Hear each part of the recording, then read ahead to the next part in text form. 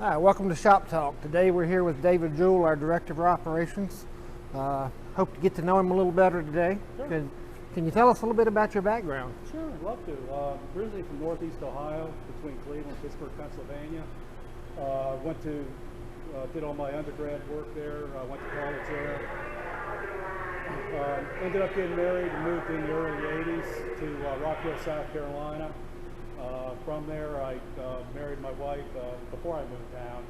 I've been married 39 years, have two great children, both in the 30s, and a proud grandfather of a 18-month-old grandson. Good, that's nice, that's nice. It's a long time to be married. Yeah, So, yeah. how long have you been in operations? All my life. Really had two jobs in my career. This is the second one. Spent about 20 years in rubber molding, and kind of split between manufacturing and quality assurance.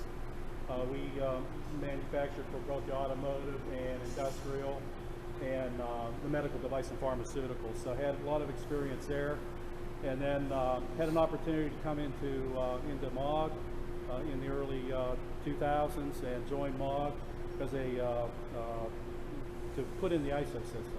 So Okay. put in an ISO system in the Charlotte office, and then got into plant management and operations. So for the most of my career, it's either been operations or quality assurance. Okay. So what about the operation side of it interests you? I love it. I mean, you're always getting your hands dirty.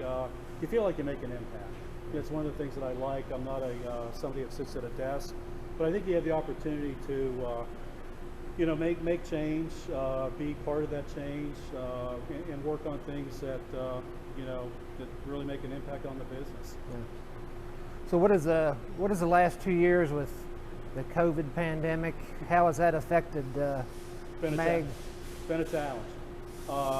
Typically, from an operations guy, you kind of feel like you can, resolve problems and put things in place. But for the last couple of years, it's like I'm blindfolded and have my hands tied. Yeah. Just a lot of very unusual circumstances that we've been impacted by. Anywhere from can't get cleaning supplies and keeping people separate so the virus doesn't spread. And this last year with just supply chain, and it's really hurt us from a revenue standpoint, and it's just not us. Everybody else in the industry is that way. Our vendors are that way, and it's really made me think, and everybody think, doing things differently. Right. We've had vendors close, lead times have gone out across the board. We've had issues with getting things, the shipping, receiving, aspect of it has been impacted, and costs are going up. So it's been everything. And like I said before, it's from an operations guy, you can either, typically throw some resources at it, throw some overtime at it, and make things happen. But this year, it's not a matter of throwing resources and or people at it.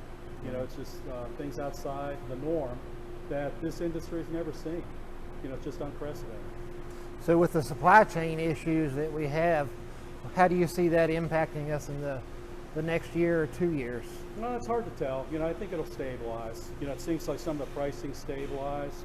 The electronics is really still a long lead item for us. Mm-hmm. So anything with control panels, Allen Bradley, Siemens has really been a struggle. I think that's going to continue on the electronic side. But I think from general supply, commodity items, hopefully that will stabilize. We are banking on that. But you just don't know. You just don't know. Supply chain on the shipping, receiving, the things that are going on the West Coast and in China, just with air or ocean freight. It's just unprecedented. It's just, you kind of roll the dice. You don't know what's going to happen today, versus tomorrow. Yeah, the cost of containers have really shot up in the past year or two. Yeah, and in a lot of our cases, we've had freight book on air or on freight liners, and we've got bumped 2 or 3 times. So, the ocean freight carriers are overbooking, and then when it comes down to crunch time to sail, a lot of times our equipment gets bumped. So the problem's really two-sided: is getting the parts and then also being able to ship. Absolutely. Once you're ready. Absolutely. Yeah. Absolutely. And those costs are going up on freight, whether it's ocean, air, or just LTL trucks. Right. All right. Well, enough about work. You're here a lot. So what are your hobbies? I have a few. I'm a year-round college football fan. I love college football. It's kind of a passion of mine. But I play a lot of golf, at least I used to. And one thing that people don't know about me is I make my own wine. I'm a home kit winemaker. Been doing that for about 10 years. So it's just a nice little hobby. We do a lot of charity events with myself and my family. And I don't sell it, but I like doing it, and we give it away at charity events, and we also drink quite a bit. So it's a good hobby. Good hobby. Good yeah. hobby. Could be doing a lot worse. So. All Yep. right. Well, thank you. Yeah.